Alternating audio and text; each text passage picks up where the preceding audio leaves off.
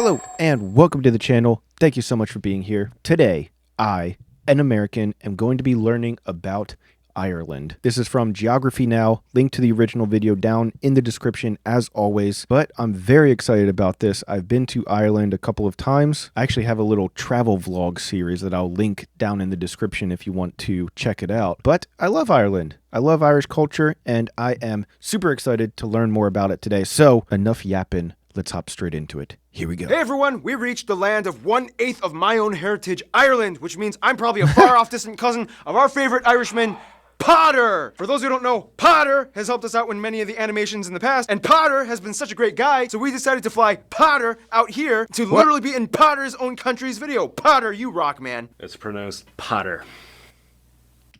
Potter. Potter. Potter. What? It's time to learn geography. No! Too late. I've been calling you Potter for like 2 years now. I'm not changing my mind. Potter. Anyway, we've reached Ireland. And I'm here to correct him if he gets anything wrong. So don't worry, lads. Dude, the Irish accent is the coolest. I'm not gonna lie. Yeah, that is so true, Potter.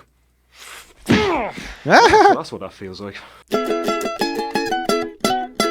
The Emerald Isle, Europe's rain shield, the McNugget. Ireland is loaded with so many notable spots and regions. And there's a town called Dingle. First of all, Ireland is the third largest island in Europe, located in the North Atlantic Ocean, separated from Great Britain by the North Channel, the Irish Sea, and St. George's Channel. Did you notice how I deliberately avoided British Isles?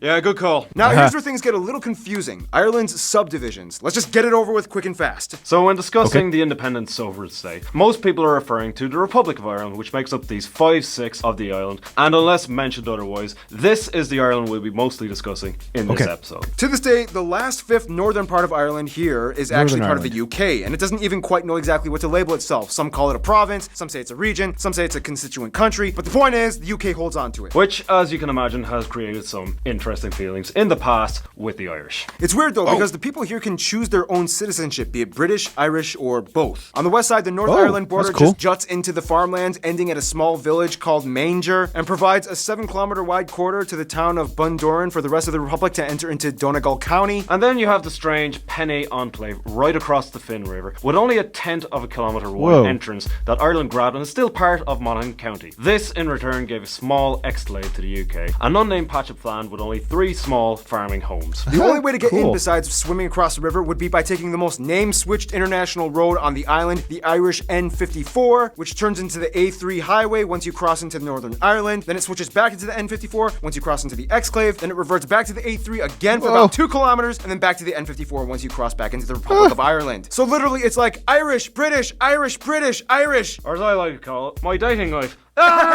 Also, the UK is like, instead of following the Foyle River all the way up to the Foyle Loch, why don't we just swerve left through the farmland, take the entire city of Derry? Because hey, logic! Basically, to an Irish person, the entire island of Ireland, including Northern Ireland, is just Ireland. So if you consider the administrative divisions, the Republic of Ireland is divided into 26 counties. However, many also include the extra 6 from Northern Ireland and call it 32. But then there's the 2 city and county councils, Limerick and Waterford, and the 3 city councils, Dublin, Galway, and Cork, making 31 local authorities in the Republic of Ireland, and technically 37 again if you include Northern Ireland's counties, and the capital of Dublin. Sounds about right. Okay, yeah. Oh, God.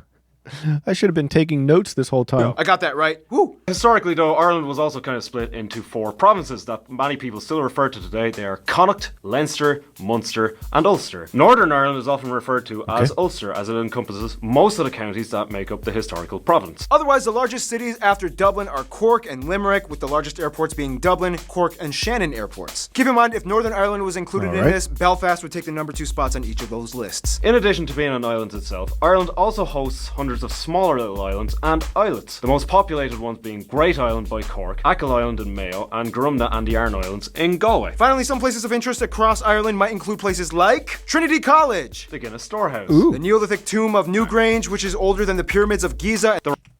Whoa, we're just gonna gloss over that? Hold on a second, go back. What is this? Newgrange tomb, older than the pyramids of Giza? Dude. That is mind-blowing. That's awesome. The Rock of Cashel. Glendalough and Wicklow, the Blarney Stone of Cork. That island that was filmed at the end of Star Wars is called Skellig Michael. Tory Island, which kind of has like its own king. Scotia's grave, where an Egyptian princess is buried, supposedly. I didn't know about that one. Didn't even know that. Wow. I just found it off of Atlas Obscura. The Mound of Hostages. The Cada Fields. The Sky Garden. Hookhead Lighthouse, the oldest continuously used lighthouse still operating in Europe. So you live right next to it. Yeah. Sean's Bar, the oldest surviving pub and possibly the entire world. Oh my god. I've had a bar this whole time and I didn't even realize it.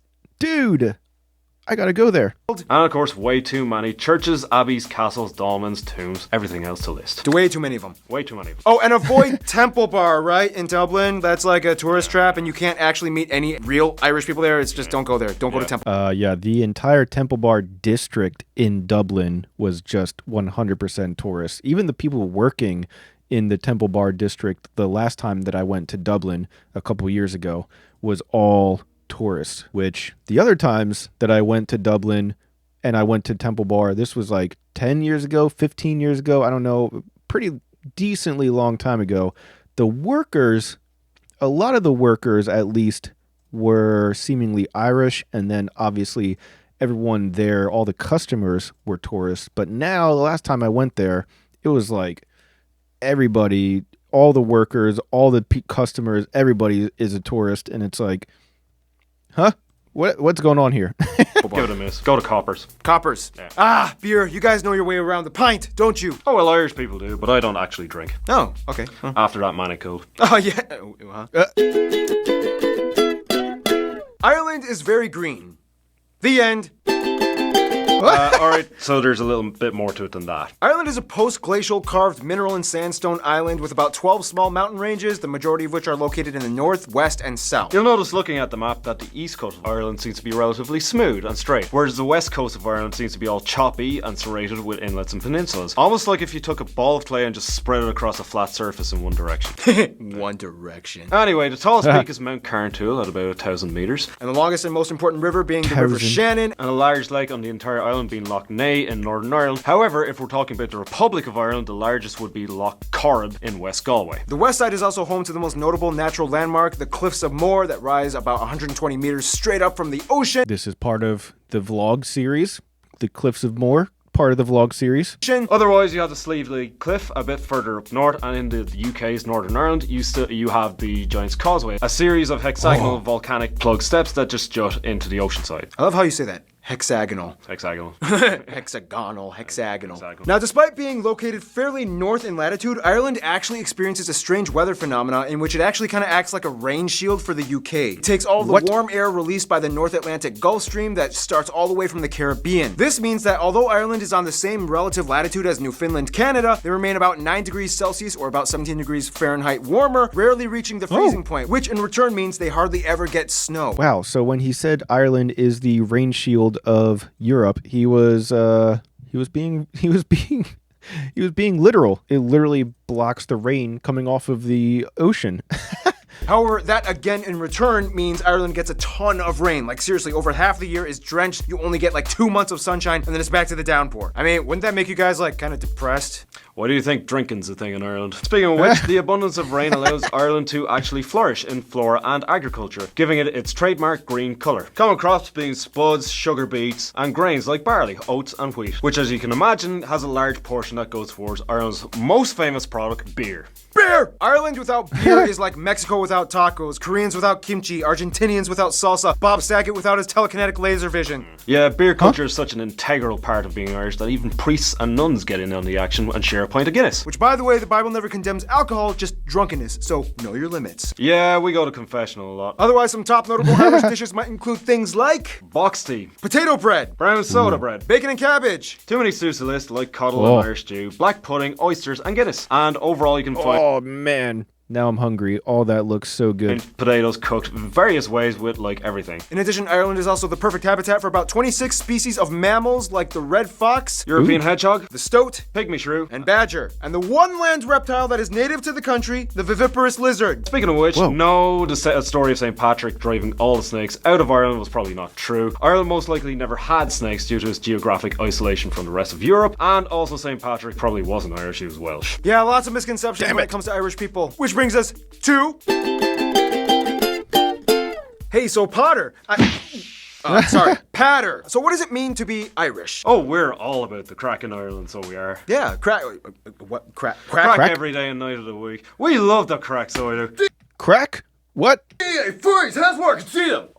Common misconception. See, we're not actually talking about drugs, we're talking about... Resisting arrest! We're not... First of all, Ireland has about 4.8 million people, over 6 million if you include Northern Ireland, and has the highest birth rate in the EU. About 83% of the country identifies as ethnically Damn, Ireland's getting after it. Irish, whereas about 9.5% are white of other nationalities, whereas the remainder of the country is other groups like Asians, blacks, and who knows, probably some magical wizards or something. So the country uses the euro as their currency, they also use the Type G plug outlet, and they drive on the left side of the road. Now, thanks to modern media, everyone probably has at least a little bit of exposure to the stereotypical Irish culture one way or another. You know, like river dance or leprechauns or river dancing leprechauns. But there's an entire world to the deep-rooted Irish identity. First of all, the language. Technically, Ireland, or at least the Republic of Ireland, is a bilingual country that uses both Irish and English, although English is used far more often than Irish ever is. The Irish language is related to other Celtic-based languages spoken in Scotland, Wales, and to some extent, Brittany in France. Just when you thought you were safe after the Iceland episode, Irish comes along and suddenly M and H make a V sound, D and H make a G or Y sound, B, H, and F sometimes make like a W sound. Alright, Paul, let's see you take a shot at saying these words. Alright,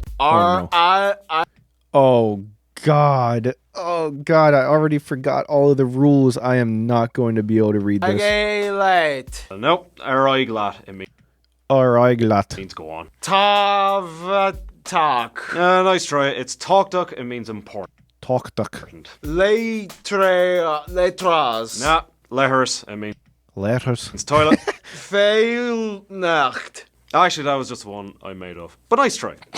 For a long time, the language was suppressed and That's discouraged by hilarious. the English-speaking rulers to the point where a couple of generations were greatly affected and grew up barely knowing their own native tongue. Today, the language Whoa. has seen a huge resurgence and is one of the core subjects in most primary and secondary schools. Although less than half the population claims to be fluent in Irish and only a few communities actually speak it regularly in daily life, the Irish language still survives into the 21st century. All the public signs are posted in both languages. They even have an Irish-speaking TV channel, radio station, and even an online newspaper. In order to get a real Very cool. feel of Ireland, though, you kind of have to know a little bit of history, which will take way too long to explain, but in the quickest way we can put it, Stone Age, Celtic culture comes in. Chiefdoms, High Kings, Christianity, Vikings, Normans, castles got built, Black Death, Henry VIII split from the Catholic Church and attacked, Ulster Plantation and quasi-English rule, Oliver Cromwell, wars, Theobald Wolfe who led a failed rebellion, potato famine, tons moved to the US and Scotland, Gaelic revival, North doesn't agree, conflict and persecution against Catholics, Home Rule, home rule suspended, World War I, Eastern Rising, IRA fights, Irish Civil War, Free Staters won, World War II they remain mostly neutral, 1969 civil rights marches, Northern Ireland gets more drama, they joined the EU, Good Friday Agreement, Celtic Tiger, financial crisis, but they still grow and move forward. Damn, dude. Holy crap. I mean, Ireland has been through the ringer. Let's be honest. Holy crap. and here we are today. Damn. As mentioned, the largest ethnic group of people in Ireland, the Irish, come from a long line of people known as the Celts or the Celtic. It's Celtic, Boston. Celtic. Not Celtic. Thousands of years ago, the Celts roamed all across continental Europe. However, the rise of empires and warring people groups kind of pushed them all the way west into the Isles. And the Celts had an incredibly complex system of tribes or clans and families that dominated certain regions with their own chiefs. Damn, look at this. Let me see. Oh, there's Kavanaugh. Kavanaugh is my mother's maiden name, so that's funny. And actually, where's Dublin at? Dublin's right there. Kavanaugh's down there. So yeah, this... I still have like cousins and uncles and family, distant relatives that live in this region somewhere to the south of Dublin. I don't know where exactly. I forget where exactly, but somewhere around there, probably in that region, which is kind of crazy to think about. They probably have been there for like freaking hundreds of years or something. Anyways. And kings. This is partially why so many people in Ireland have Mech, or the almost exclusively Irish use O prefixes in their last names, which translates to son or descendant. Prior to Christianity, Celts were primarily farmers and cattle herders with pagan and druid roots. With some controversial practices recorded by the Romans. Christianity came in and then Catholicism played a huge role even to this day. However, certain ancient traditions still lived on, like the festival of Samhain. Really? What? I thought M and H make a V sound. Nah, it depends. Sometimes it does, sometimes it doesn't. The language. Sound later became known as Halloween, which became popularized and is celebrated all across the world today. Whoa, dude. So they basically invented Halloween. That's pretty cool. Originally they used to use turnip lanterns, not pumpkins. Oh. Folklore and tradition is strong. We've all heard of leprechauns, but there's also Fionn McCool and the Fianna of the Fenian cycle, Cuchulainn the Hound, Deirdre and Grania, similar to the Princess Isolde and Tristan in Arthurian legend, and so much more. And the two most popular sports, which are almost never played anywhere else in the world, Gaelic football And hurling. Oh yeah, that's like a Irish Quidditch or something, right? Yeah. Don't call it. Oh yeah, this is a hurl. Oh wow, that's pretty cool. How do you do that? Why don't we ask Jason Statham? Speaking of which, there is no universal Irish accent. You get different dialects from different regions. For example, Oh, this tosser thinks he's great. Now he's on YouTube. I'll wrap this whole round his neck. Big fat head on him. Well, I came home on a Monday night as drunk could be. I don't know who you are or where you are. And I will find you and return this wallet. dude, thank God you came here because I would have offended the entire country awesome. and gotten stabbed within hours of upload if I attempted that. Oh, yeah. Otherwise, some famous people of Irish descent might include people like Oscar Wilde, James Joyce, Bram Stoker, Samuel Beckett, chemist Robert Boyle, Graham Norton, Terry Wogan, the Irish PewDiePie guy, U2 and Bono, the Script, the Dubliners, Phil Lynott, whom I incorrectly referred to as Philly Knott in the Guyana episode. Sorry about that. the Cranberries, Enya, Hosier, the Rubber Bandits, the dude from One Direction, Colin Farrell, Cillian Murphy, Brendan Gleeson, Saoirse Ronan. I got that. nail it, Maureen O'Hara, Richard Harris. and Northern Ireland, Liam Neeson. And Michael Fassbender is half Irish, so I guess it kind of counts. Yeah, some guy called Conor McGregor. Yeah, Conor McGregor. Oh, and according to that one Malaysian guy from Flag Friday, Westlife and Boyzone. Otherwise, we could go on and on about the rich, complex layers of music, dance, literature, symbolism, artifacts, traditions, festivals, clothing, customs, and legends, but that would take way too long, and if you want... Dude, I love Irish history and folk stories and legends and traditions and all that kind of stuff. I love learning about that stuff. I find it fascinating. to know more, just watch any episode of Fair City or Father Ted. Or you could just like talk to an Irish person as well. Nah, TV's better. TV never gets anything wrong. In the meantime, Ireland's Friend Zone in 3, 2, 1.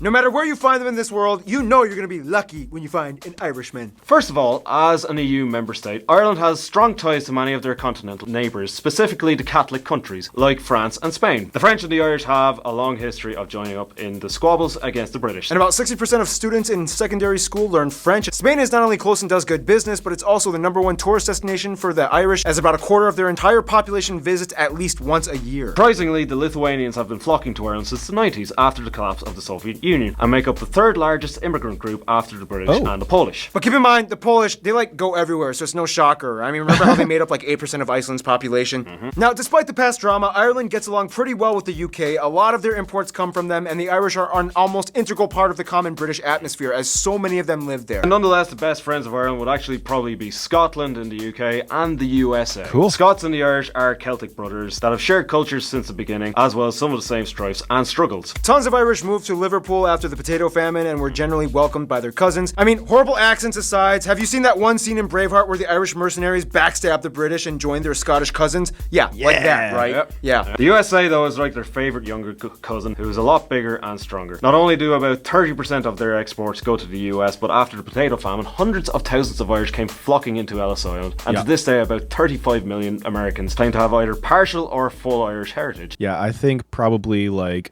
80% of America claims some sort of Irish heritage for sure. The largest concentrations on the East Coast in New England. That's about 7 times the population That's of Ireland me. itself. It even got to me somehow. Thank you, Grandpa I never met. In conclusion, I'm actually gonna give this to you, man.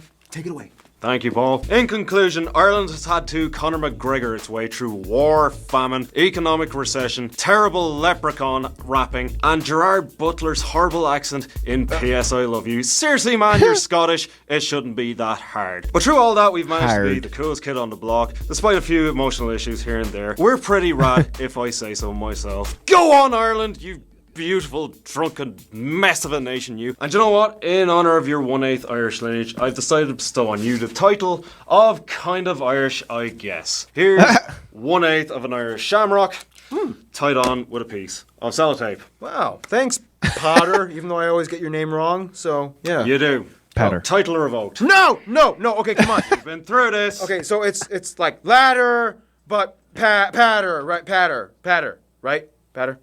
Better. Score. Whew, all right, that was awesome. I definitely think that Ireland is the cool kids on the block. I mean, how can you freaking hate the Irish? Every time that I've been there, I've had a great time, and all the Irish people that I've met have always been very kind and hilarious, to be honest. Like, I don't know, I just love Ireland. But that being said, I'm curious what you guys have to say about this video. If you are Irish or you know about Irish history, then how did they do in this video? Is there anything that they forgot to mention? I mean, obviously they couldn't give every single detail of the entire Irish history, but any major stuff that wasn't mentioned? Or did they get anything incorrect? I'm curious, so let me know down in the comment section below. And when you're done there, leave a like, subscribe, all that good stuff for the algorithm. It helps out a lot. That being said though, that's all the time that I have for today. So thank you guys so much for being here. And as always, I'll see you guys next time. Peace.